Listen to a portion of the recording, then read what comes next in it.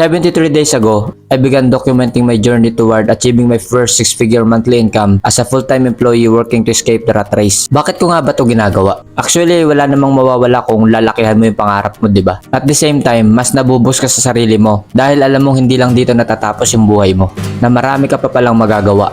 Marami akong limiting belief sa sarili ko before elementary and high school days ko. Oo, masipag naman akong pumasok, pero hindi ganun kasipag sa pag-aaral. Sakto lang kumbaga. Pasaway at matigas ang ulo. Alam yan ng mga nakakakilala sa akin. Nakaraos ako sa first batch ng K-12 at maayos naman ang grades ko kahit papano.